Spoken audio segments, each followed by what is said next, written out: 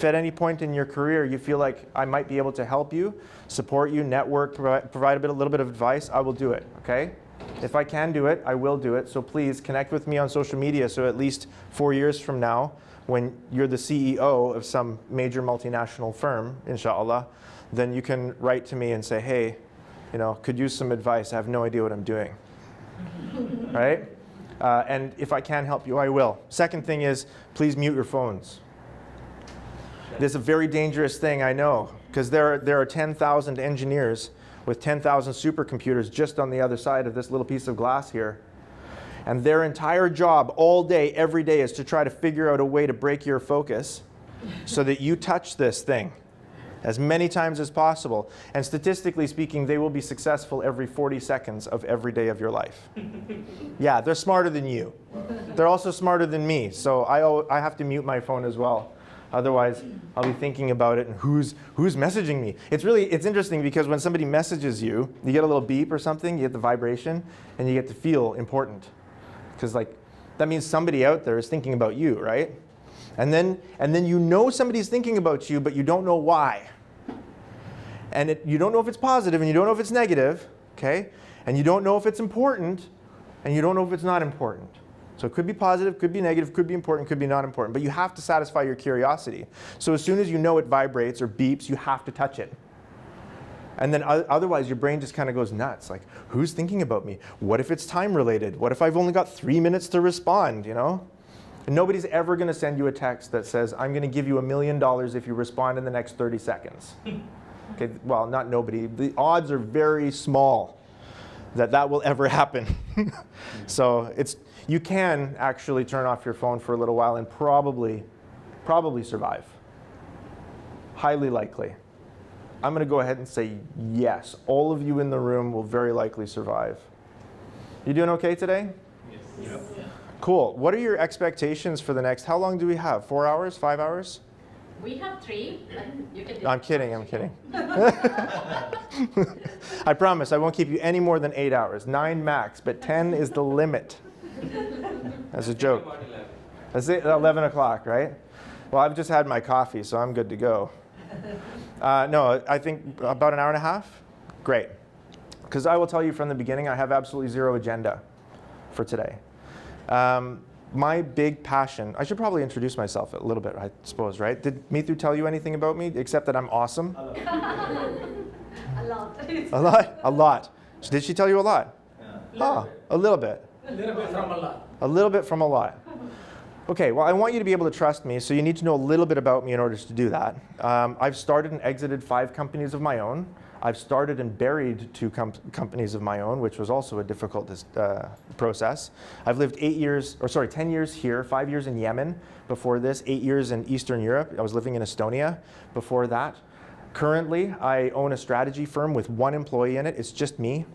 I earned the right a few years ago to work for whoever I want, do whatever I want, speak wherever I want, and I only spend time with people that I really enjoy, which is why I'm here. Because I don't have to be here. I'm here because I like Tyrone and Mithu, and I like the culture that they've created for you guys, and I want to feed into that, and I want to try and help if I can. So that's why I'm here. Thank you so much. My pleasure. It's really actually really cool to be here. So in my work life, I spend most of my time doing corporate restructuring, leadership development, and executive coaching. I work with small companies that you might have heard of, like Telia Company, Microsoft, ADNOC, Emirates Airways, World Bank. So those are a few of the little firms that I help to advise, right? And that keeps me busy on the one side. On the other side, I have an academic, it's not a career, it's a hobby. I don't watch football or cricket, and I don't collect classic cars. I read and I write. I read research articles and I write books and research and things like that. And so as a result of my kind of weird hobby, I've collected 2 master's degrees, 2 doctorate degrees. I've studied artificial intelligence at MIT. I've studied finance at Harvard. I've written several books. A couple of them have just come out here in the last couple of years, and I've brought a copy of one of them for you today, my most recent one, and is the easiest one to read, by the way. So yeah, Ellie's smiling because she knows exactly what I'm talking about. She's like, yeah, it's easy to read. It's true. And actually, this book here, this one, has been my really big passion over the last few years. And the reason that I wrote it was for people like Michelle. So Michelle is a service advisor at Al Masood Automobiles in Abu Dhabi. And I have done some training for the Al Masood group over the last couple of years. And I met Michelle about 4 weeks ago. And she and I had a conversation that I've had a number of times. And it really bothers me when I have these conversations. And maybe it'll sound familiar to you as well. So I asked Michelle, do you enjoy your job? Are you good at it? She says, well, I'm good at it, but I don't really like it. It's not really my passion. I'm like, okay, so why do you come to work? Oh, I need the money. But you don't enjoy it. No, I don't enjoy it. Would you say you hate your job? Well, not quite hate it. I'm just it's a job, right? Like I work the job, I go to work, I do the work, they pay me, and I go home. And my heart breaks for people like Michelle because there's thousands and thousands of people out there that are like her. And maybe you find yourself in kind of the same sort of thought space and you're hiding it from your colleagues. Obviously you would hide that from your colleagues where you're thinking, oh, you know what? This was really exciting when I started, but it's kind of degenerated into just a job now. And I'm glad I'm getting paid because my family needs the income, but I'm just really not passionate about what I'm doing anymore. And if that's you or you know somebody like that, that's exactly who I want to talk to because I think that I can help. You see, it's not a job anyway. It's literally it's half of your life that you're spending doing this. Okay, you wake up and you spend 16 hours of your day awake. Roughly half of that or more is at work. Am I right? What's your name? Emmanuel. Emmanuel, you spend more time with these people than you do with your own family. Am I correct? Absolutely. All right, cool. Yeah, and it's more than half of your life. So if your life is the total sum of all of the experiences you collect between birth and death, fully half of that or more of it will be collected at work. With this, let's call it an economic community, because that's what it is. It's not a company. There's no companies out there. Alabar Enterprises doesn't want anything. It doesn't think anything. It doesn't have any opinions. Am I right? Alabar Enterprises doesn't exist. What actually exists is, how many employees do you have now, Mitu? 450? 450. Okay, that's a good round number. So 450 families of humans have decided, each of them, to send one representative of their family to play on an economic team in an economic game. You're playing the F&B game. If you play the game well, you win. The more you win, the more resources you have to play and the more resources you have to share around with each other. As a result of winning consistently in that game, 450 families are fed, children educated, parents cared for. There's food on the plate, gas in the car, you get to go on holidays, you get to maybe retire at some time before you're 90. You know what I'm saying? Right? That's It's not 456. 450. It's how much? 456. 456 exactly. That's brilliant. No, that's something different. It's a Squid Game number. Oh, it's a not Squid? number. Ah, yeah. Did you see it? You all see Squid Games? I love that show. It's so dark, right? It's like one of my favorite things to eat is a Wendy's chocolate frosty, yeah, with French fries, salty French fries, okay? Because it's hot and cold, sweet and sour. And hot, it's so good. The contrast is good, and that's why I like Squid Games, is because it's playground, playful, and supremely violent, right? Like it's just so dark because you can't put those things together, playground games and violence. So I like the contrast of it. It's very entertaining. Anyway, so I want to try to improve the quality of as many lives as I can by helping people find meaning at work, including Michelle. And so I asked Michelle, why are you really here? And that's the real question is, if this is an economic project that's taking up half of your life, why are you here? What is so important to you that you would dedicate half of your life every single day to playing a role on this economic team in this economic game? I guarantee you, all of your reasons have nothing to do with this company. Am I right? What is your brand again? Two Cafe. Okay. What's your name? Freddie? All right. Freddie, when was the last time you woke up in the morning saying, oh, I'm just super passionate about pouring another cup of coffee for someone today? every day.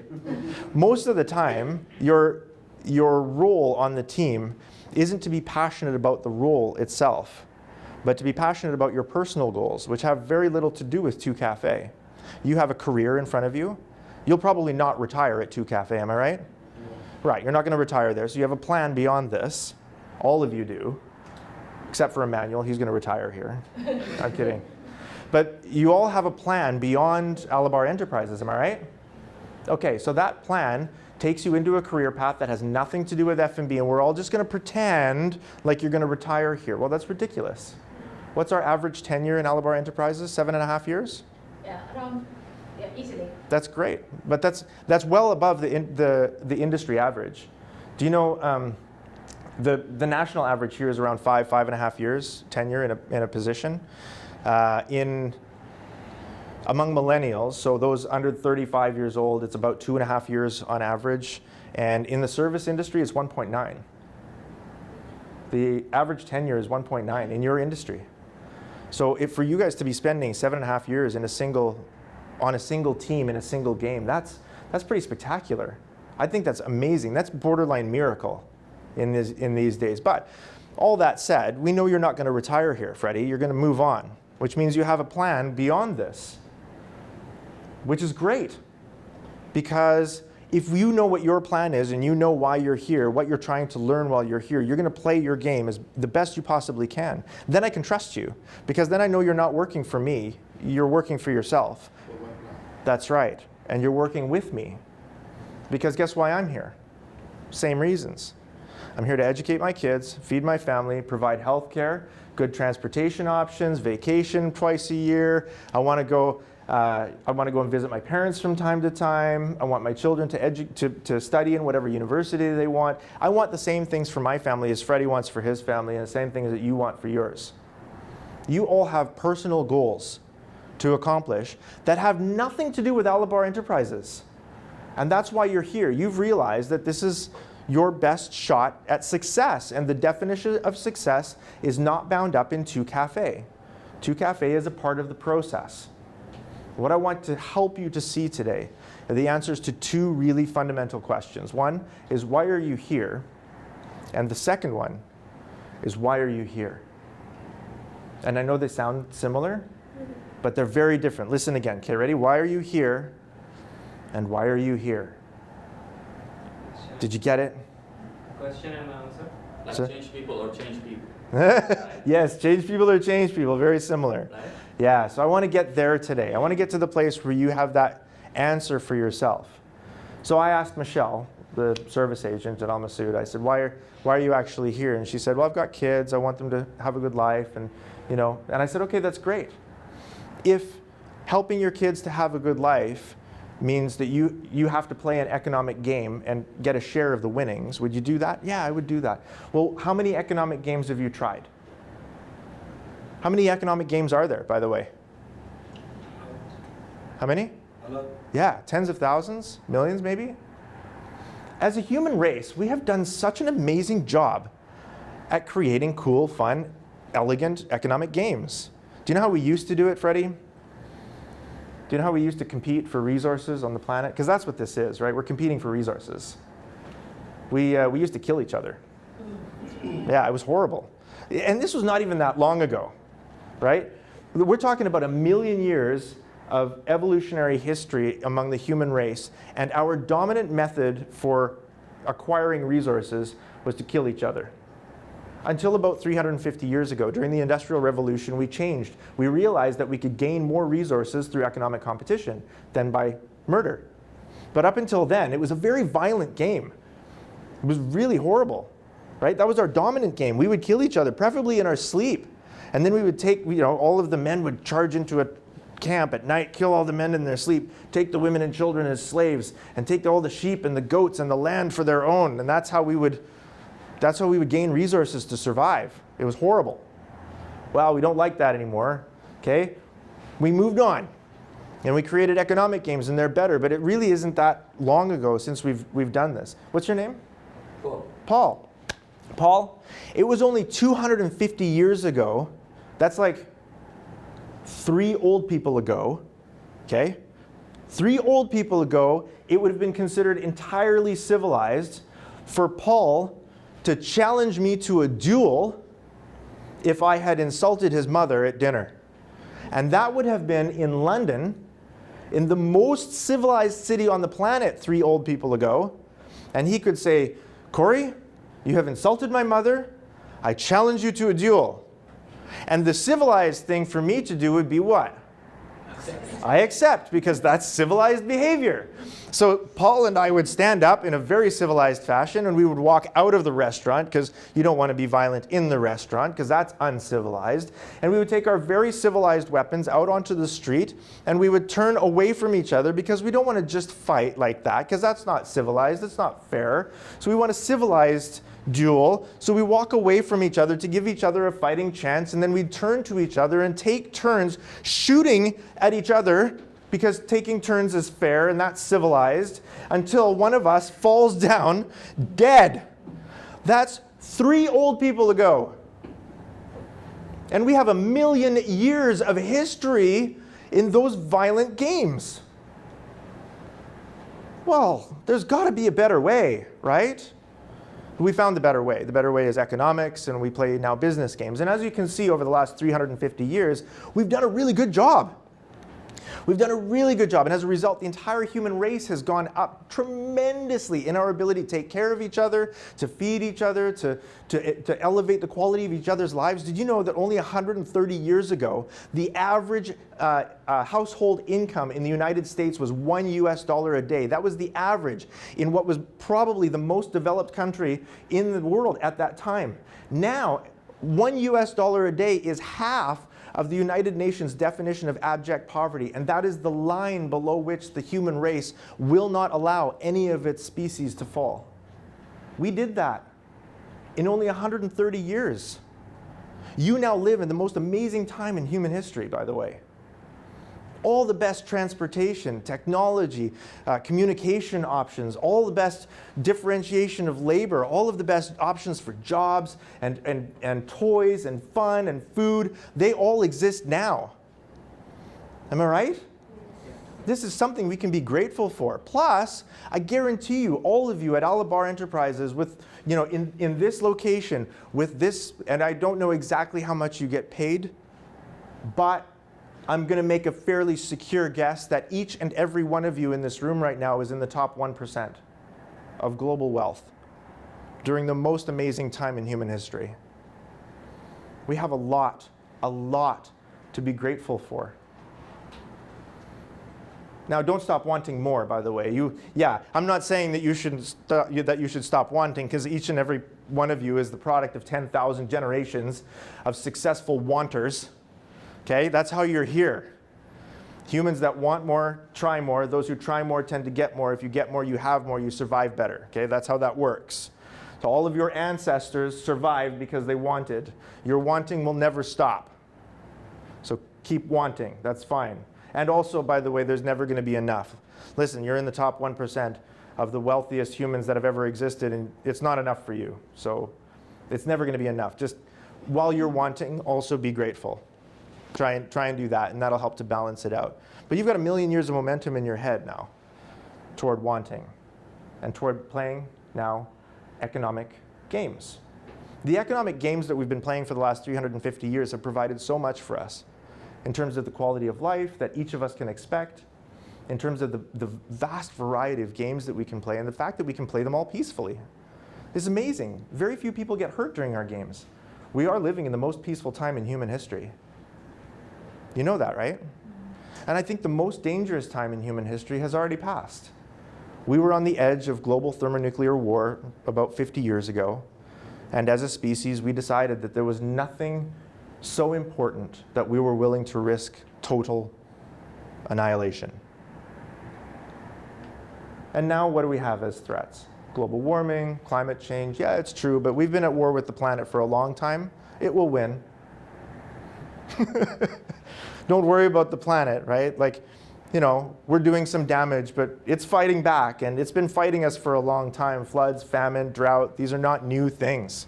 The human race has been surviving them for 1 million years. We will go on for as long as we can, and eventually if it is necessary, the planet will win and we will disappear. So don't worry. The planet is not in danger. The planet will spin and evolve well after it's done with us. Okay? We're not trying to save the planet. We're trying to save the humans. That's the problem, is that the climate is changing and we're not welcome in the new climate. Not that the planet is in peril. The Earth will spin and evolve. It'll be just fine. But those are our threats now. We don't have the same threats that we used to have. So we're free to find meaning now in ways that we've never found it before. So we're not trying to survive all the time. I know that sometimes you feel like going to work is like a survival game, right? I just need to make it through my day. Right? Have you had that feeling? I just got to get through my day. I know, we have that, but remember that you have 1 million years of successful survival and adaptation stored right here. You are the product. You are the latest model of 10,000 generations of successful survival and adaptation. You have it. Whatever you need to survive your life, whatever this planet throws at you, you have what it takes to survive. Every single one of your ancestors made it work in an environment that was much more violent than the environment you're in, with much fewer options than you have. Now, I know you feel stressed sometimes. I know you get up and you just try to make it through your day, but you're making it through your day with the most powerful tool that has ever existed. It's right here. And you're the end result of 10,000 successful iterations of survival and adaptation. Like, that's an amazing thing. So I tell Michelle this, that you're a product of an amazing evolutionary process.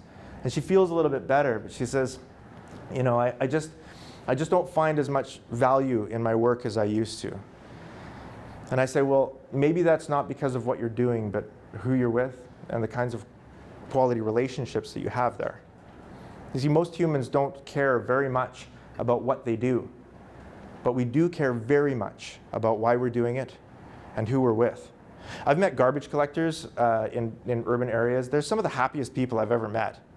Okay? And they collect garbage. And you think, like, if your work has to give you meaning, wouldn't garbage collectors be the most miserable people on the planet? They're not. They're really not. Because they work every day with their best friend.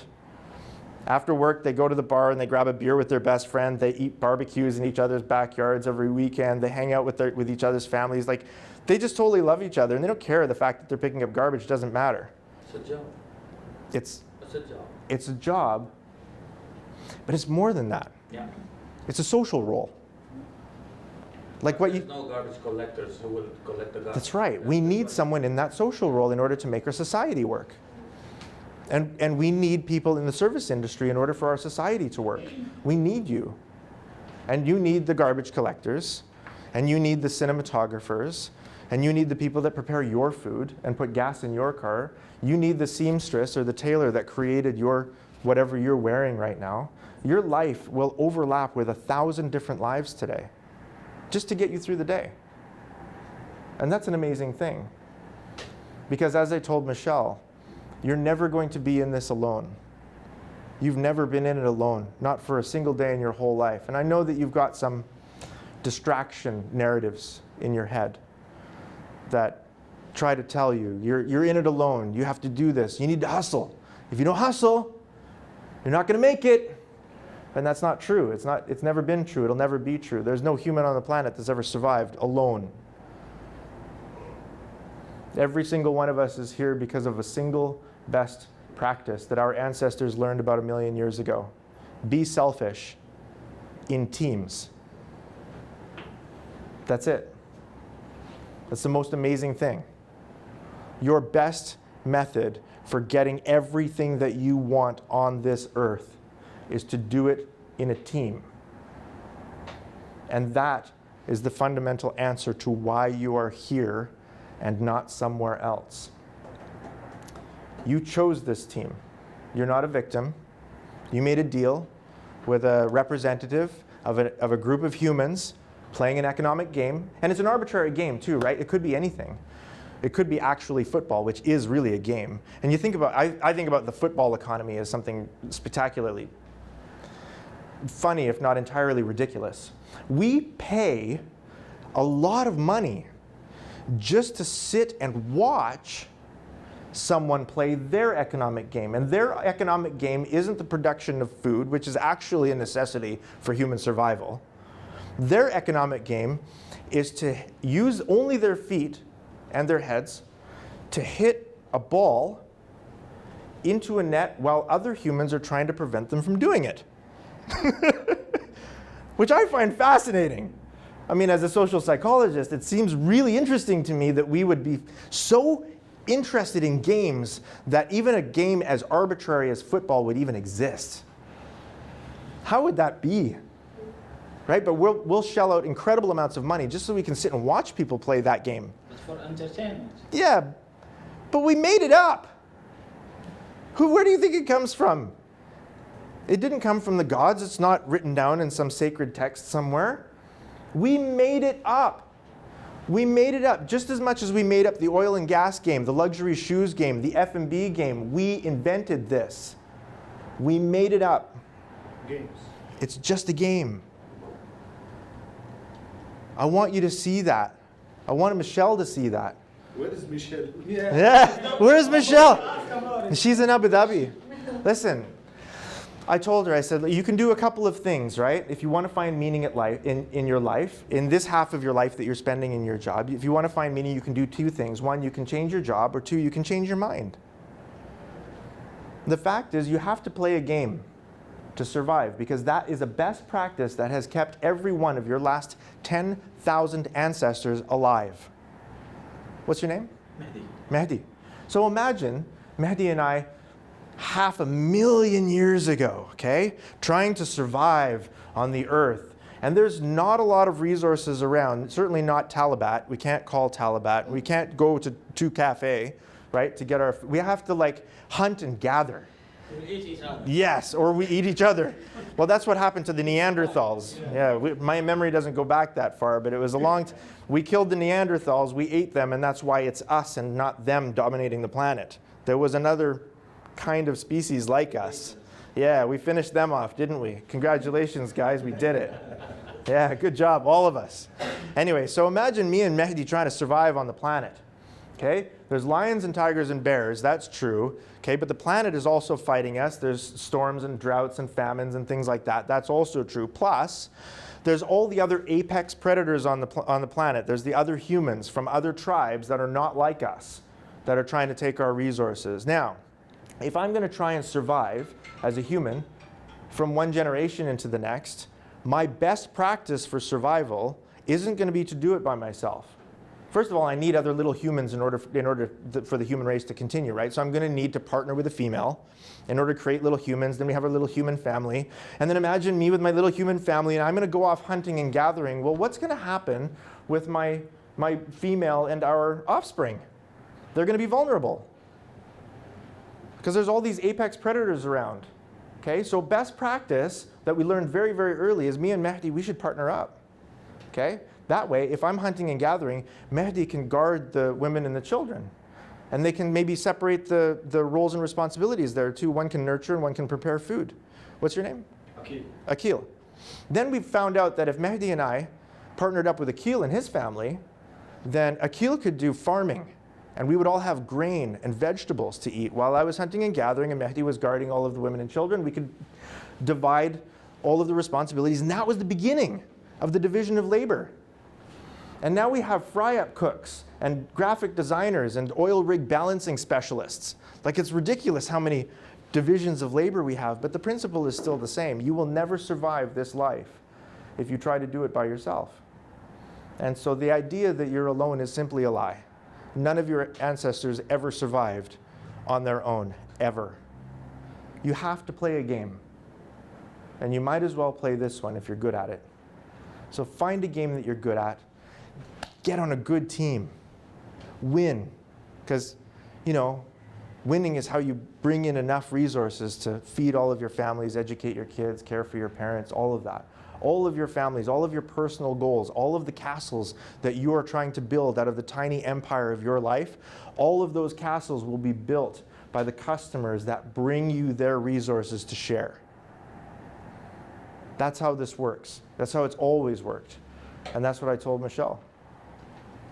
You might as well find a team, play a game, play it well. If you play it really well, you'll be picked for a strong team. You'll be picked for a strong role on that strong team, and you'll win more.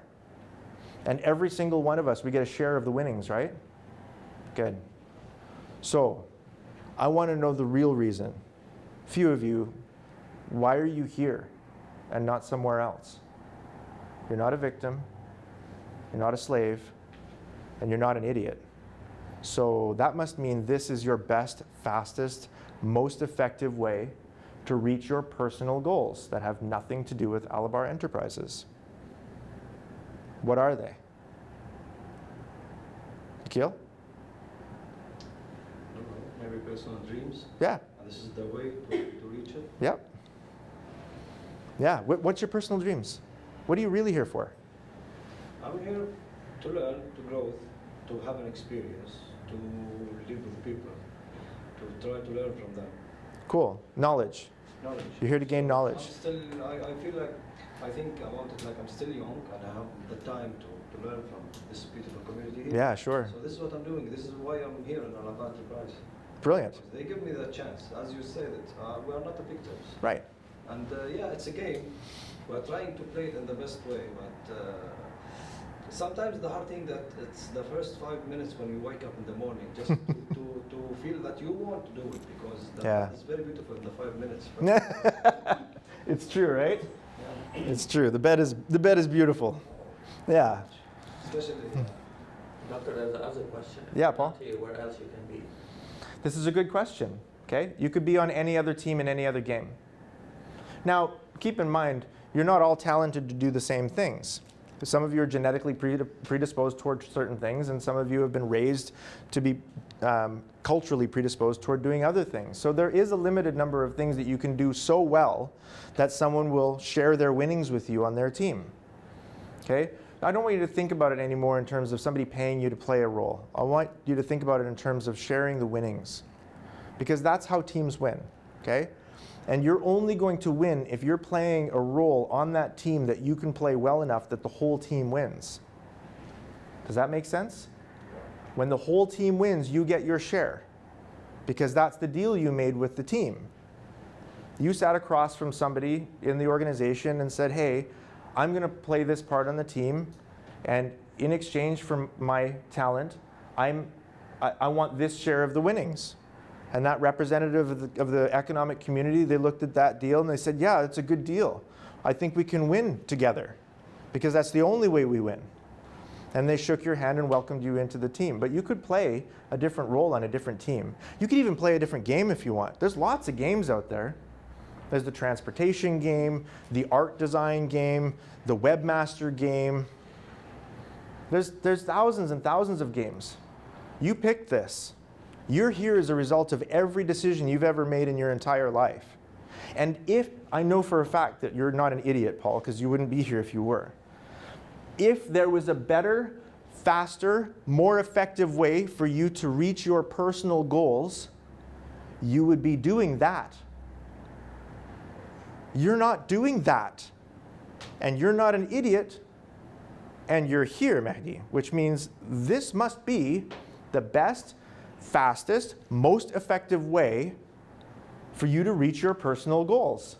When something better, faster, and more effective comes along, Paul, you're not an idiot. You'll go do that. Yeah, doctor, but there's something like sometimes life directs you. Mm-hmm. You have many options, and then something comes up and you choose one of these options. That's right. Something tells you to take this option. Something directs you to take it. And then you find yourself there. I think every human exists, there's a reason behind our existence. Sure. I always ask myself, what's the message? Why I'm here? Because maybe God wants something from me, but I haven't discovered. If we are here because this is what God wanted for us, we are not victims. I am not the victim of God's plan, and I'm not the victim of my own choices. I chose to do this. You chose to do this.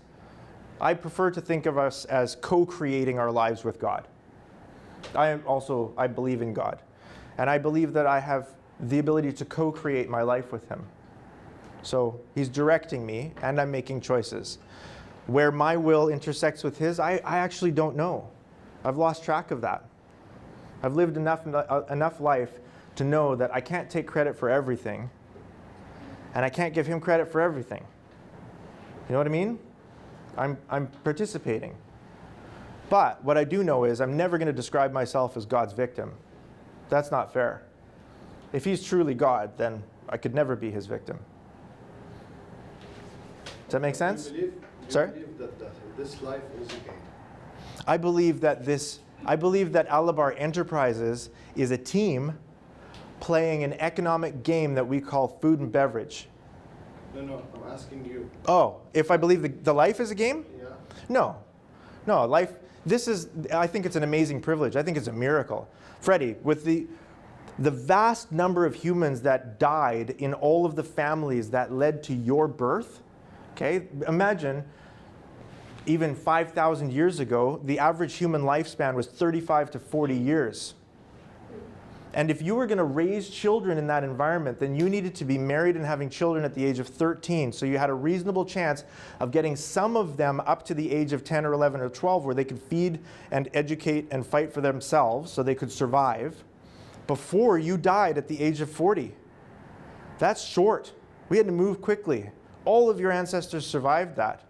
If the women that your ancestors married survived their first childbirth, most of the time those children would die.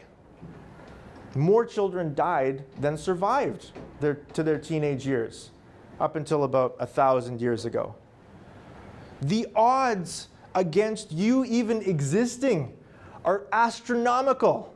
You should not be here, mathematically speaking.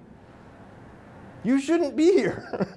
There's no way that any logical person could look at all of the mess of human history and all of the crap that all of our ancestors had to deal with and say, yeah, it's a reasonable assumption that Mehdi would be born.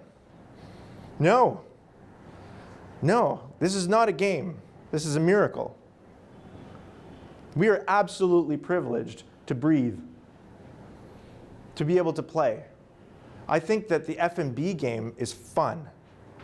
And I think we lose some of that fun when we call it a job, or when we say it's work, or when we say, I have to do this, you know? Then we lose it. We lose it in the language of hustle. I don't like the language of hustle. You gotta hustle, you gotta work, you gotta get your own, okay? I don't like that language. It's not fun. And we stopped hustling when we stopped killing each other. Now we play economic games. And the game is fun. So now, you know, we can compete. What's your name? Hamayo? Hamayo and I, we can compete in a peaceful economic game now. So Hamayo can make a product, okay? Rather than me killing Hamayo and taking his resources, or him killing me and taking my resources, instead of doing that, Hamayo can create a product and I can create a product, and both of us can stand in front of Freddie and say, hey Freddie, who made the better product? It's a game. And Freddie says, oh man, this is so cool. I've got $10 to vote with. Who am I going to vote for? I'm going to vote for Hamayo's team. And then Hamayo, he gives him the product, and Freddie moves the resources in the direction of Hamayo's team. And that means that my team doesn't get the resources. It's a game. It's a fair game, but it is also war. It's a way that we do war now, because those resources, they're not going to be shared with me ever. I lost. Every time any one of your potential customers gives their resources to another team in another organization, those are resources that will never come to you. You will never get a share in them. They will never educate your kids or feed your families or take care of your parents in their old age. That is war. But it's an elegant war. It's a peaceful kind of war. It's different. Humayo and I don't have to strike at each other on the street anymore. And Paul and I don't have to duel to pretend to be civilized. Now, we actually do have civilized games to play. The F&B game is just a game. Life is a miracle. Does that help? Okay. So that's the reason why you're here and not somewhere else. And I want you to pat yourself on the back about that, because you're on an all-star team in a very strong economic game. And yeah, it's a struggle sometimes, but what game isn't? And yeah, you argue with each other sometimes, but what family doesn't? You're humans after all, not resources, am I right? So, Mitu, you call yourself people and culture, right? Good. I hate human resources. I think it's the stupidest thing that we invented in the 20th century. It's horrible, am I right? I think human capital is worse. If you ever hear that word, like if anybody ever talks about human capital, just give them a quick sharp slap and walk away. It's horrible. It devalues us and who we are. We are not resources. We are not machine parts. This is not a well-oiled machine. We are elegant and emotional and messy. We are wonderfully creative. We are passionate and sometimes mean and sometimes terrible and sometimes careless and sometimes all on the same day. Right? Okay, well, if you can be like that with your family and still manage to go through Christmas together, you can do that at work too. These are all just humans behaving like humans. We're a bit messy. We're not perfect. We are not prophets and we are not gods. So why would you expect each other to be better? Just play the game. Play at your absolute best. Play for yourself. Don't play for me. Play with me. It sounds totally different when you hear it that way. Am I right? Yes. I don't want you to play for me. I want you to play with me, Paul. If you're playing with me, then it becomes fun again. And it doesn't mean that it's not going to be hard. Of course it's going to be hard. We're trying to take resources away from our competitors on the planet. And it's a fun and elegant game, and it's hard, right? It's tough. But it's a game. And I get to play with Paul, and that is a great privilege because the odds against Paul even existing are astronomical. He's a miracle. You're a miracle. The fact that you even exist is a miracle. I hope you can see each other differently. All of you are representatives of an economic community, your family, and you're playing a game with another economic community so that as you win together, you get to share the resources and you get to build your castles. That's what we're doing. And it just happens to be that we're in the F&B game. It's just a game, like any of the tens of thousands of games out there. You could be playing any of them. You could play the jewelry game or the electric blinds game, you know? There's so many cool things you could do with your life, but you're not doing any of those. You're doing this. This is the best way forward. You're not an idiot. You are the last iteration of 1,000,000 years of successful survival and adaptation. If there was a better way, you'd be doing that. You with me so far? That's the answer to question 1. Question 2, why are you here? And not someone else. Do you ever stop to think about how many people in the world are qualified for your job? Yes. Yeah? How many? Million? Million. Yeah, right? How many millions of people out there have a CV just as strong as yours? And none of them are sitting in your chair. Not one of them. Why is it you? If 1,000,000 people could do your job, and they're all out there, and their CVs are just as strong or stronger than yours, why is it you that's sitting in this chair and not them? What's your name? Dan. Dan? Dan, why is it you and not someone else? Because of me. That's exactly it. We think it's luck, right? Or God, maybe.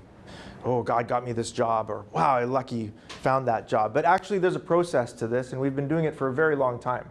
Humans have been choosing each other to play on teams for thousands of years. And this is how we do it, basically. Well, this is the modern way, Dan. When you applied for your position, what's your position anyway? I work as an assistant GM in social house. Okay. Oh, very nice. I've eaten there. I've maybe met you there. Yeah, thank you. Yes, I've been there many times. I've actually had my first meeting with Mitu there at Social House. It's true. That was like 3 years ago? 2 years ago? Yeah, almost 3. Goodness, it'll be 3 in January, I think, if I remember correctly. So anyway, Deon, when you applied for your job, you were not the only person that applied, am I right? Oh, okay, so typically speaking, for a job like Deon's, we'll take on 250, 300 CVs. Easily. Yeah, and then they'll go through the ATS. Okay, on the other side of the ATS, we'll maybe get 50. Am I right? That's a good guess? Almost. Yeah, almost. On the other side of the ATS, we'll get 50. From those 50, we still sort through them because that's too many, okay? So we'll come down to maybe 8 or 10, roughly speaking. Those 8 to 10 CVs, it's very important, Emmanuel, that you understand this, because those 8 to 10 CVs, every single one of them is qualified for your job. All of them are. If all we're looking for is a basket of experience and education, every single one of those shortlisted CVs can do the job. We are not looking for qualified people. That's where we start. So we take those 10 qualified people, and if that's all we were looking for, by the way, we could just spread them out on the table, roll the dice, pick one, write an offer letter, send it out. Boom, done. That's all we're looking for is a qualified person. But we don't. That's not what we're looking for. That's where we actually start the real process. The real process is you take a number of qualified people and you talk to them. We interview. Your CV did not get you your job. Your CV got you an interview. The interview got you your job. Because at some point, somebody was sitting across from you at that table. Maybe it was me too, or maybe Mr. Tyrone. They were sitting next to each other and they were talking to you, asking you questions. Why are they asking you questions? To figure out who you are. Okay? They get a pretty good feel for you. You walk out the door, and then one of them turns to the other and says, almost without fail, that Deon, he's a good fit. It's that phrase, good fit. What's the definition of good fit? It's not there. It's not on your CV. Or one of them will turn to the other and say, you know what, Deon, that's the kind of person we're looking for. And it's that phrase, kind of person. Who defines that? What does kind of person mean? Where is that on your CV? It's not. It's not there. Because ultimately we are choosing people, humans, for our economic team and our economic game, not based on their CV. We're entertaining the option of having them based on their CV. We're inviting them onto the team because they are a kind of person. Because they are a good fit. Whatever that means. Mithu, what does it mean? Can you tell me what good fit means? Or I'm sure you've said those phrases a million times in your career. Am I right? Yeah, I'm still trying to figure out what it means after 20 years. Yeah. But I think it's just a feel. Yeah, right? We're using a million years worth of education and momentum here to figure out the definition to good fit and kind of person. And that is the real reason why you're in your job and not someone else. It's you and not someone else. Because it's you. You were chosen for the job because of who you are, not because of your CV. We talked to you because of your CV. We invited you to play on our team because you're a good fit, because you are a kind of person. That is the fact. Now, how do you feel about where you are? Do you think about it differently now? Do you see your role differently? Do you see your position on the team differently? Do you value yourself differently? Now, value the person next to you just the same. Each and every person sitting beside you was chosen for this team by somebody that this team trusts to pick new members. And that person, picking a new member for our economic team, looked at the person next to you and said, that's a good fit. What are you thinking? You all right so far? Yes. Now how do you feel?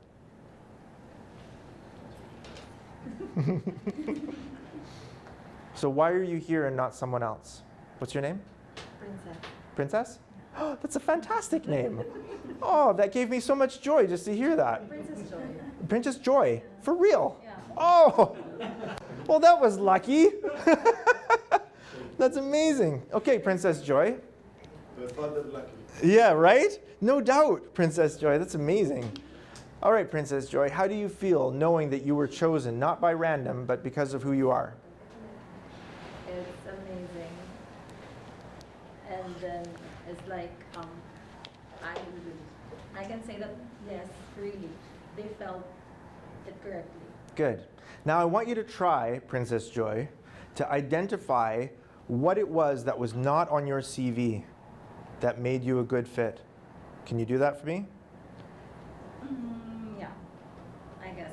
Okay. So tell me, why is it you and not someone else? Tell me about your character. Yeah. Me, Yep. I work for Candelicious. Okay. Yeah, so I guess what they had seen in me was me being spontaneous and cheerful by the time that they had interviewed me. That's great.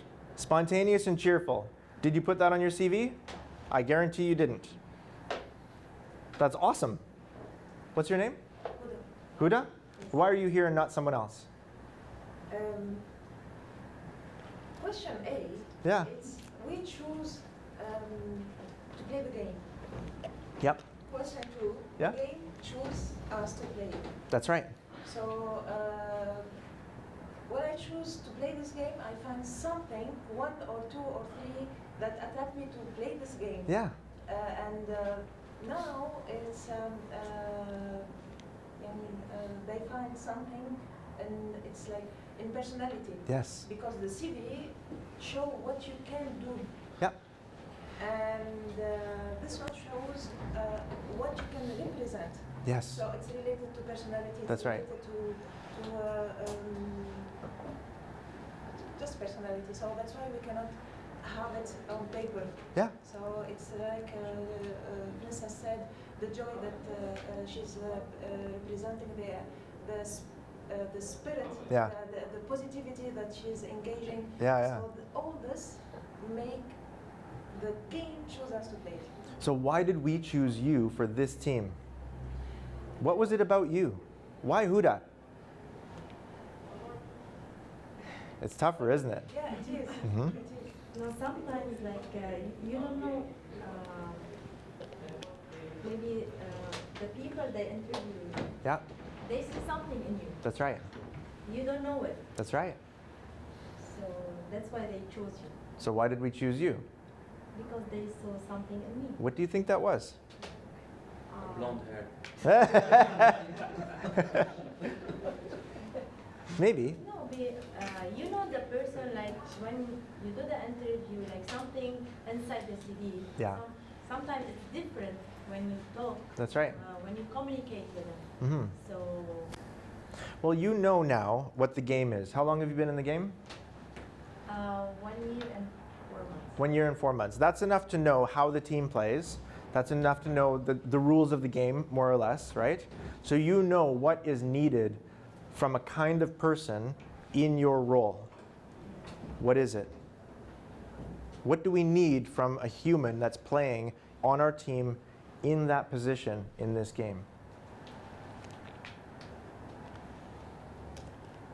To be fit. To be To be fit. fit.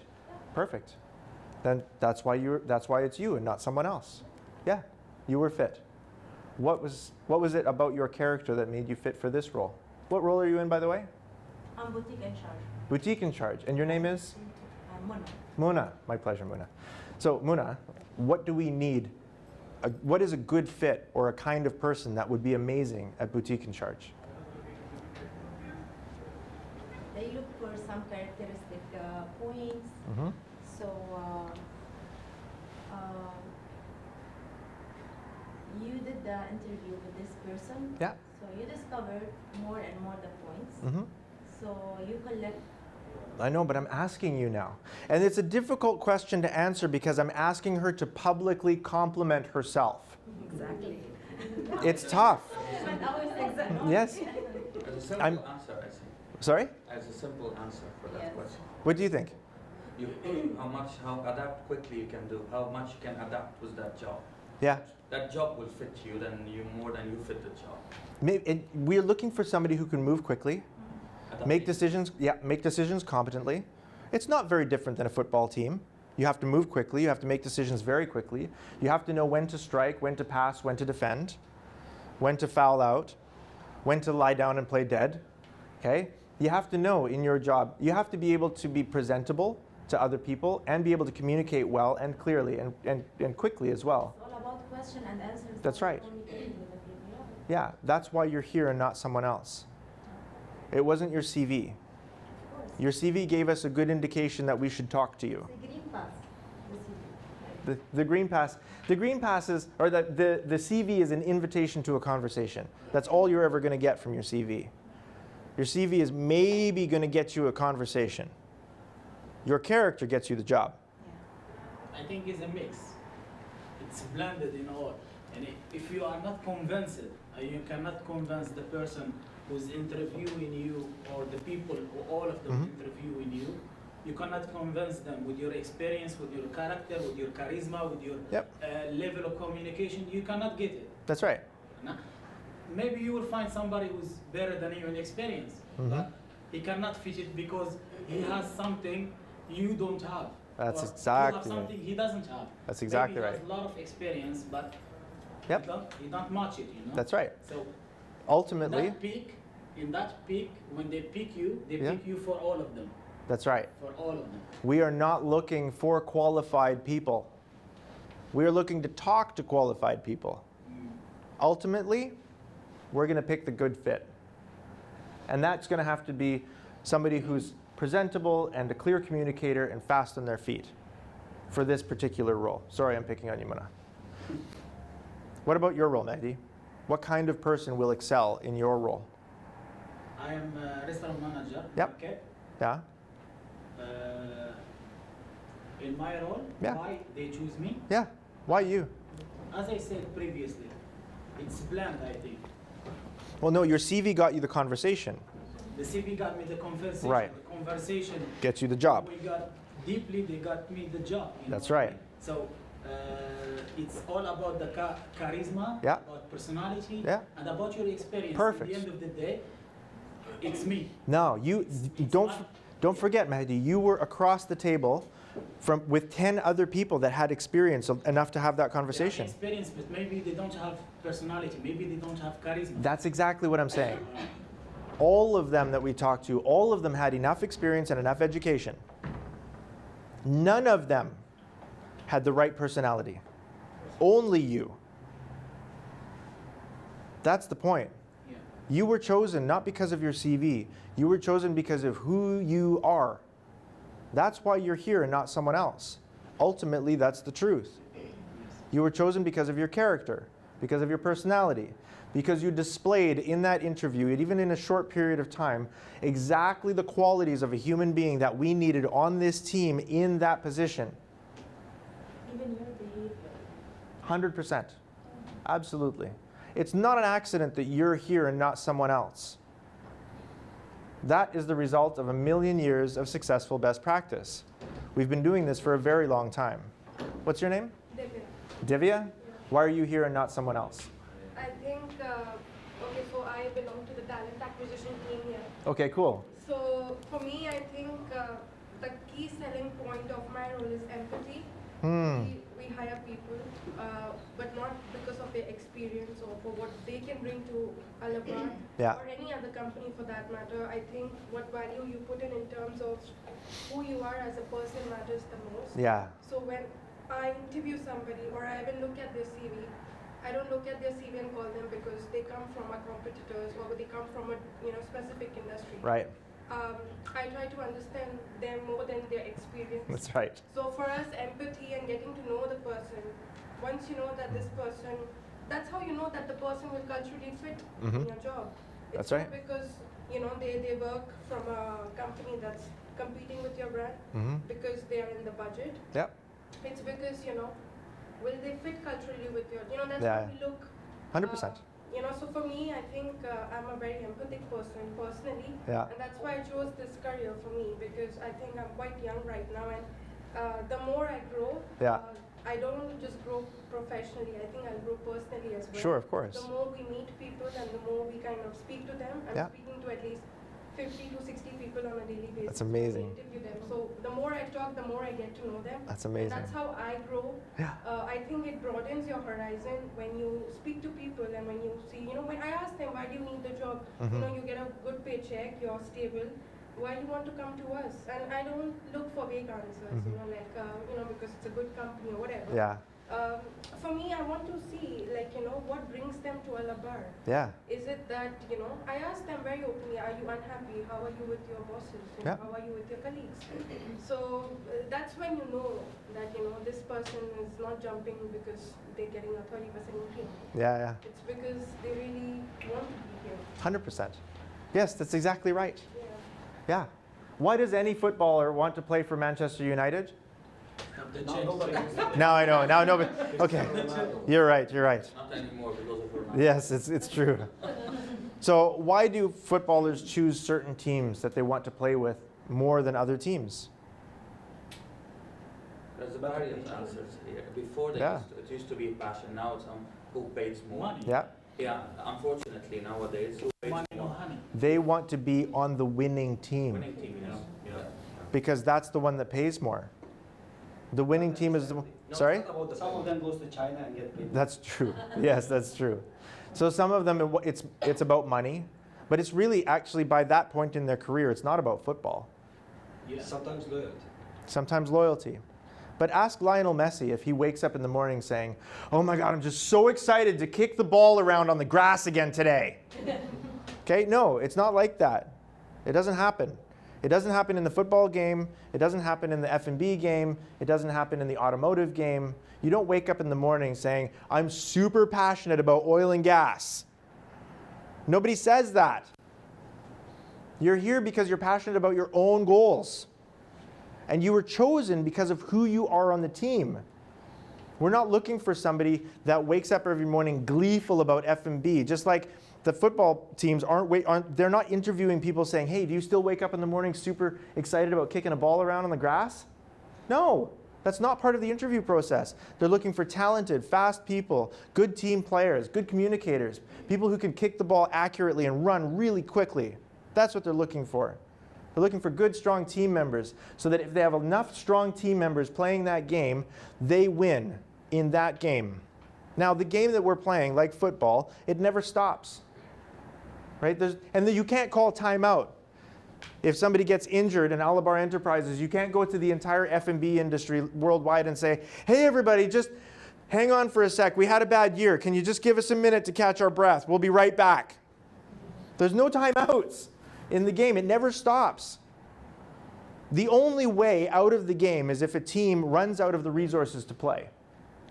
If we no longer have enough winnings to share among our team members and our team members start to go away and we start to lose our place in the game, then it's game over.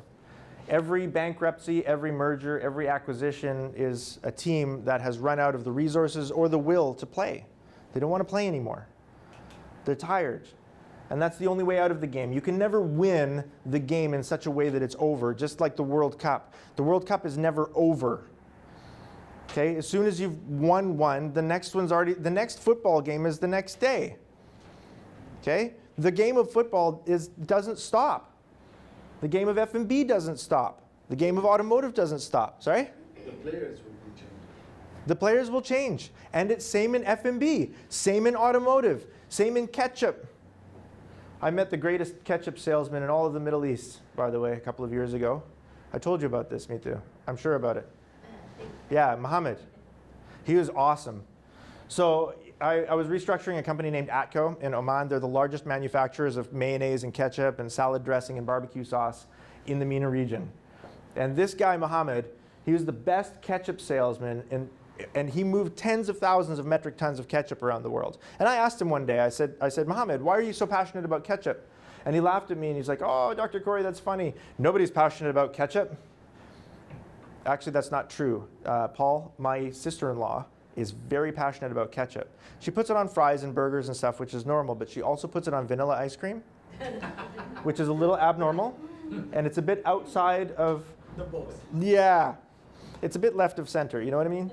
Anyway, so my sister-in-law loves ketchup, but Mohammed, he doesn't even really eat ketchup with his French fries. He prefers mayonnaise. But he's the best ketchup salesman, and somebody's got to be the best, right? So even though Lionel Messi might not really enjoy kicking the ball around anymore, somebody's got to be the best, and he might as well be the best. And so Mohammed is the best ketchup salesman in the MENA region. And I asked him, why are you so passionate about ketchup? He goes, nobody's really passionate about ketchup. So I said, why are you here? Same question as I asked you. And he said exactly the same basic answer. I'm here because I love the people that I work with. I've got a great team. I just love hanging out with these people every day. I love winning. When I get what I want, and my customers get what they want, I just get so happy. I get super high, like all day. It's awesome. I love winning, and I love my family. I want my kids to have a better quality of life than I had, and I want them to have more education options than those were available to me. I was like, that's brilliant.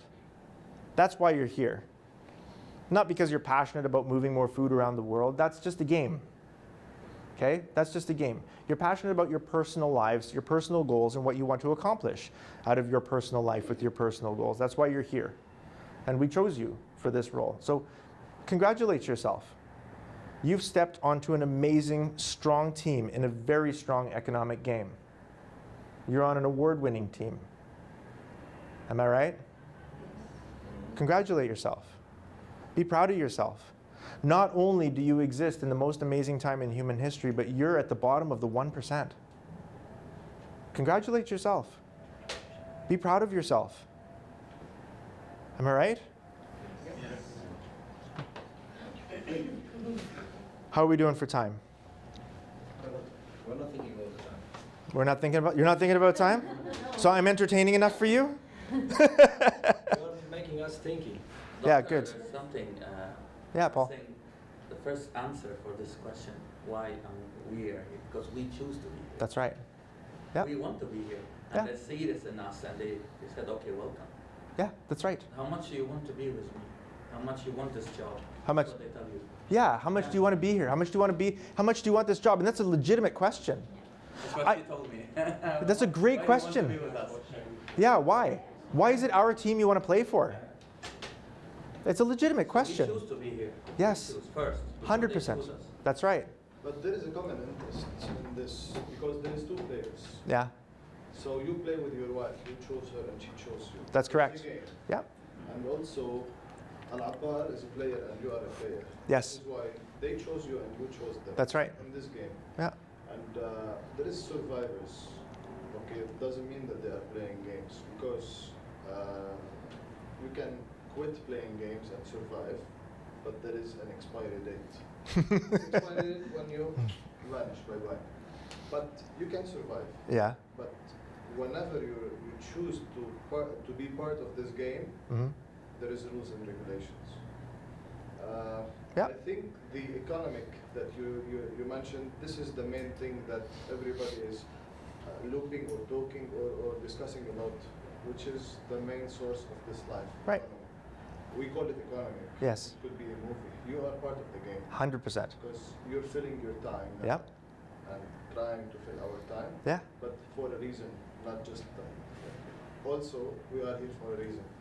But usually 80 to 90% people suffers, and this is why they look on special games. Mhm. Could be like this cleaner, but they are very, very good people, and Yeah. community over all the world now.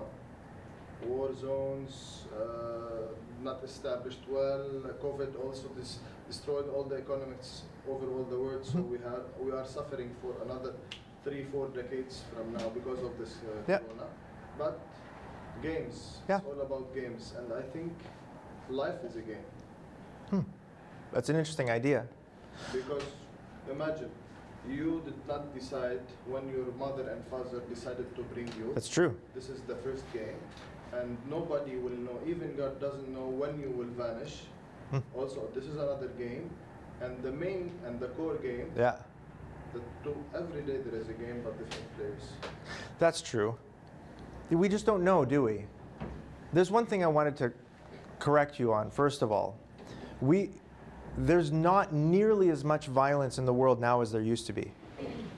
We are living in the most peaceful time in all of human history. And if you want to read the research behind that, it's all condensed in a wonderful little book called The Better Angels of Our Nature. It's by Steven Pinker. I highly recommend it. All of the research, all of the statistics are there. We are hands down in the most peaceful time in all of human history. This is as good as it has ever been for us. And yes, there are still places in the world where there are wars, but the wars are smaller than the ones we even fought 100 years ago. And yes, there are a lot of people being hurt, that's true, but there are fewer being hurt than there were 100 years ago.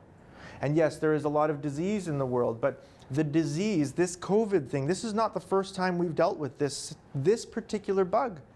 We dealt with this particular bug in 1918. We called it the Spanish flu, and it did not come from Spain. That's an unfair, bad propaganda name. And 50 million people died. Well, we're a lot better at it now, aren't we? And it was worse than that, the Black Plagues. The Black Plague killed, yeah. And if you look at it as a percentage of the human population, the Black Plague was even more devastating. These diseases will come. In another 30 years, 50 years, 100 years, doesn't matter, it will come. The world will try to kill us again. And we will probably win again. Until one day we don't. We will do antivirus. Yeah. But see, what I'm saying is we've got so much better health care now. So many fewer humans died this time than they did last time. This is not the first time we've done this. This is not the first time we learned about social distancing. Social distancing was invented in New York in 1918 to deal with the Spanish flu. We learned. We got better.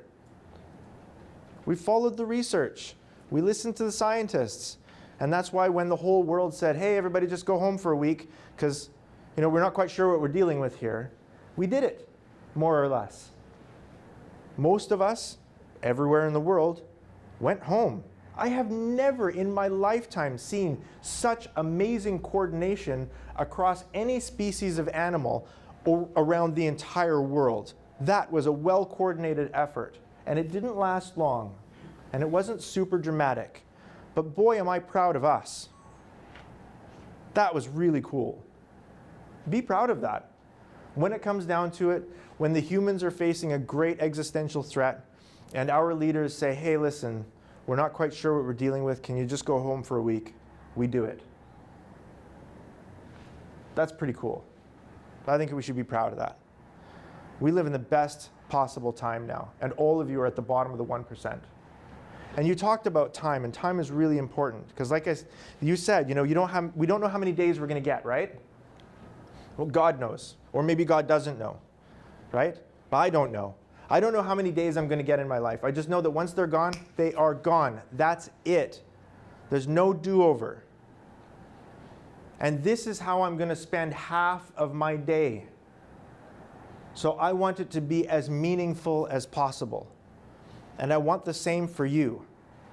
Divya, Mehdi, Paul, I want the half of your day that you spend playing in this game on this team to be as meaningful as possible. Because once this day is gone, it is gone. You will never get it back. Am I right? Yeah. So it should be. Half of the other day, what we will do with Yeah, Netflix. Netflix. We have more entertainment options now too than we used to have. It's all about resources as well. Yeah? It's all about resources. Well, listen, time is the only fair resource, by the way.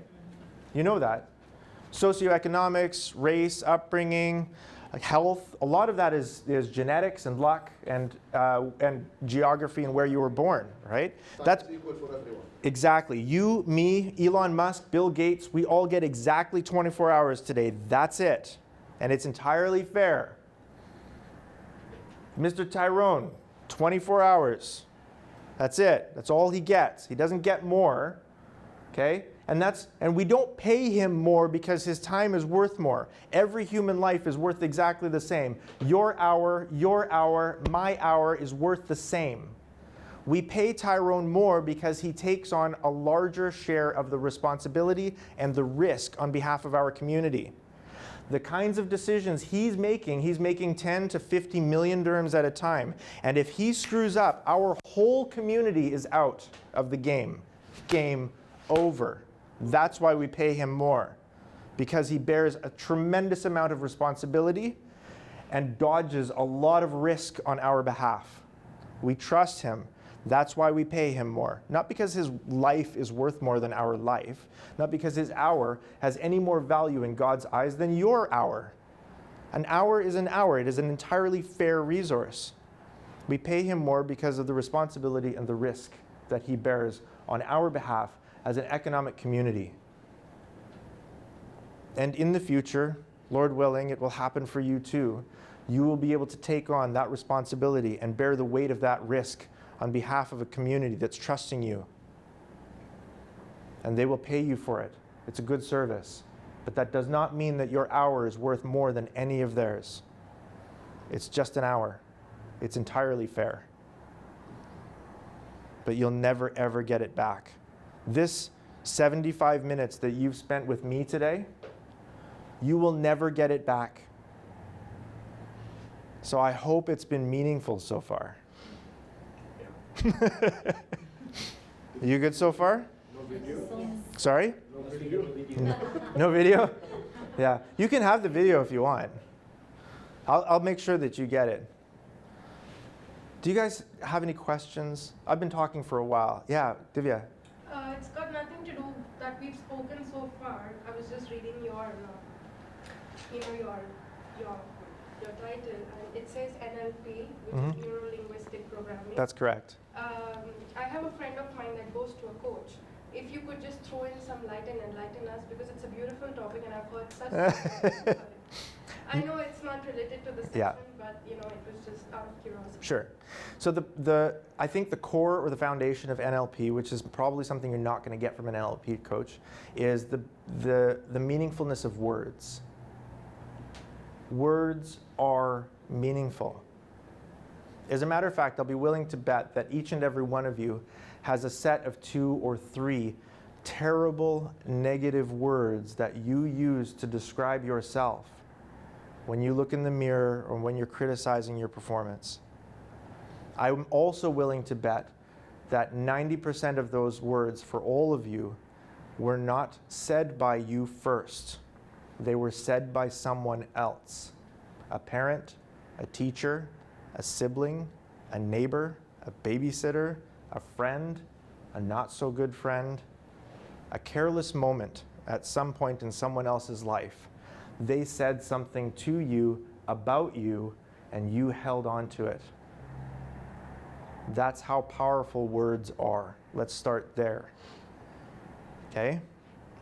And that's the origins of NLP, is understanding how powerful words are in the lives of humans.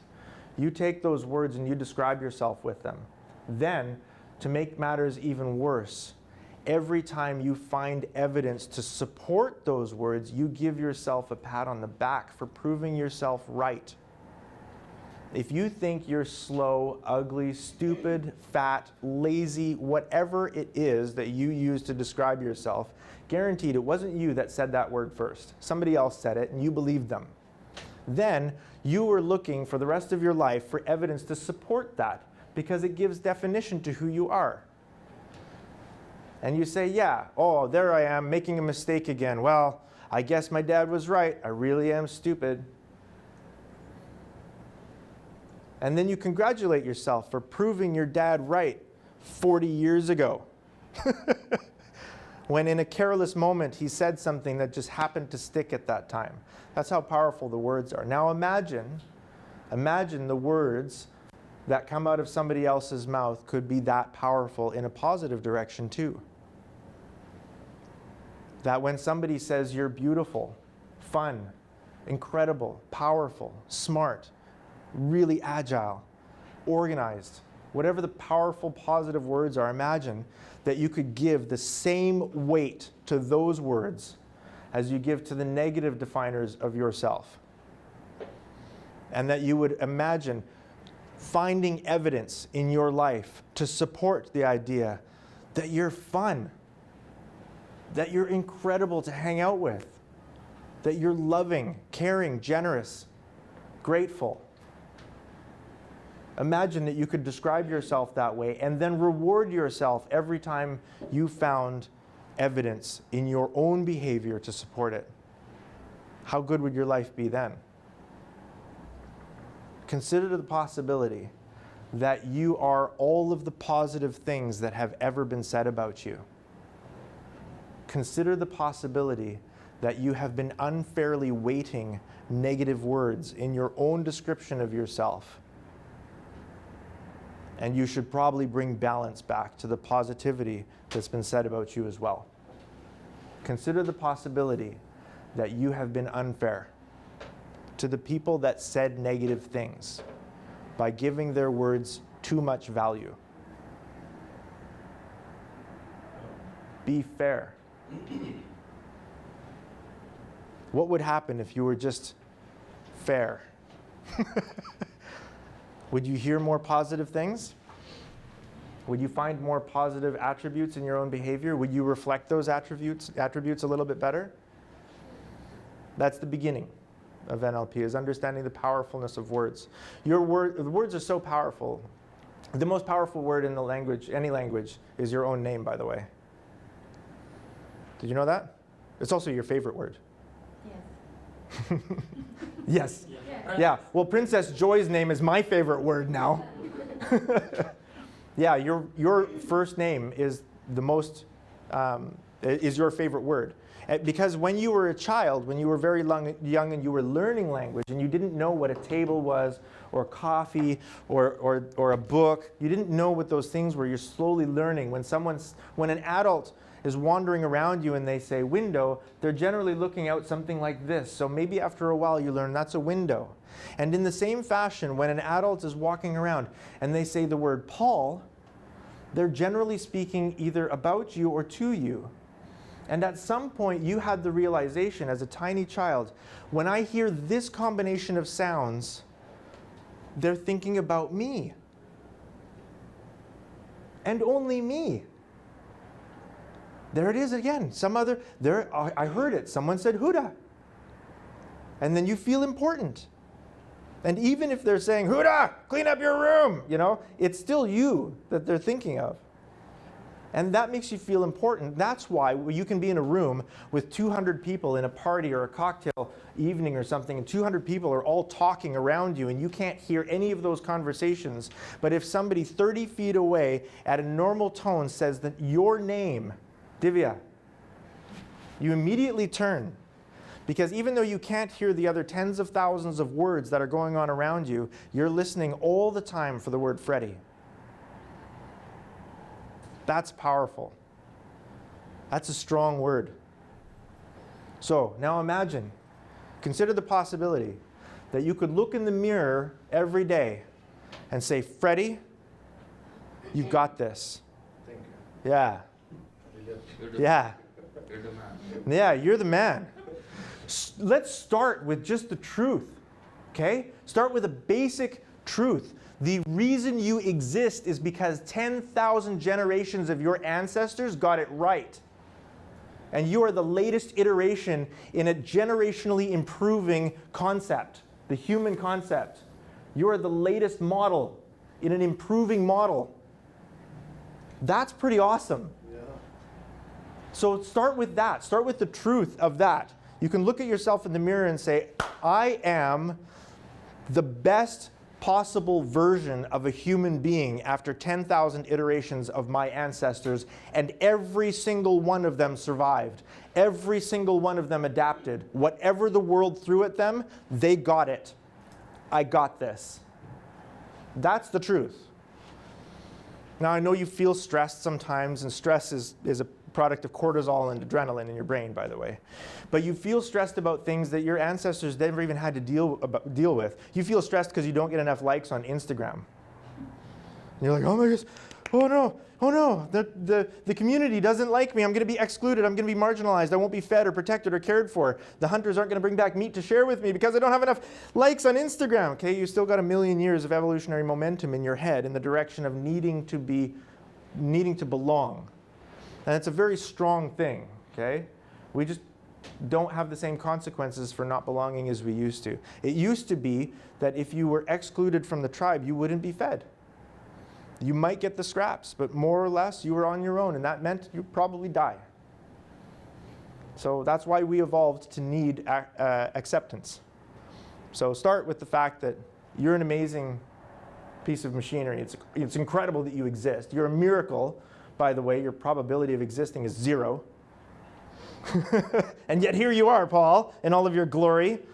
Yeah, that's an amazing thing. So look at yourself in the mirror and congratulate yourself for being born, because that's pretty awesome. Then congratulate yourself for being the next best iteration in the most amazing species that's ever been on this planet that we're aware of. And then be grateful for the fact that you've been born, lucky enough, into the most incredible time in all of human history, and that you've been able to work your way to the bottom of the 1% most wealthy humans that have ever existed. Start there. Start with the truth. Those words will be powerful for you. They'll take a little convincing because you've been lying to yourself about being stupid, fat, ugly, or whatever for the last number of years of your life, because you've been giving too much unfair weight to one voice when you were 7 years old and not giving enough weight to all of the positive voices since then. So be fair and tell the truth, and that will help you a lot. This has nothing to do with F&B, by the way. Also, I want you to consider the possibility that every person on your team in your game is a human as well. Each and every one of them is the last iteration of 10,000 generations of successful survivors and adapters. Every single one of them. They've got this too. They will be the latest version of the 10,000 system. Mm-hmm. They will be latest. Who will be the latest? Your team. Yeah, they're the latest You will ones. be old and they will be. Yes, yeah, they're another generation. Yes. Yeah, my son is the latest iteration of me. So you are not the latest. No, I'm not. I'm not the. There's a new version. That's right. There's a new model. Yeah. 2.0. There's well, yeah, it's like 10,000.0. Yeah, my son is the next latest iteration. I told him that. He gets it. He's like, all right, I can handle this. Now he's adulting all by himself, which is really cool. Do you have any other questions? I have something to say. Yeah, come on. First of all, it's really 3 things. First, I'm sorry, because at the first moment when you came here, I said myself that I heard some voice in my head saying like, oh, it's another gentleman who is trying to be funny. So sorry for that. Second, Very honest. thanks a lot. I have a cold coffee because of you. It's something very rare to happen because I'm always focusing to drink my coffee. And there's something I want to mention. You don't have to say to your people, do not use your phone, because you are not giving them any chance to use the phone. I didn't look at my phone. I didn't look to my watch. Good. Third thing, I loved you. Thank you. Because of you now, I have a lot of ideas running in my head. Thank you. Yeah, your words touch my brain. So thank you so much for being here. Thank you so much. I appreciate that. It's good feedback. Yeah. How many of you would say that in the last 90 minutes you have seen your life differently? No, it's really inspiring. Okay. Good, that's what I'm looking for. And the way you interact with us, it's very like, you didn't give us like 1 minute or to look to our phone or think for something else. We were focusing all the time. So Thank you. thank you. I appreciate it. So you are the wake up, not the make up. Yeah. Yeah, look, this is the beginning of our conversation. I've known Tyrone and Mithu for a couple of years now. I'm hoping that in the future we'll be able to spend some more time together. And if my voice is the kind of influence that would improve the quality of your life and the level of your play, then let them know. And I'll see you again. Yeah. Yeah. Thank you so much for sharing this 90 minutes with me. You will never get it back. It's worth it.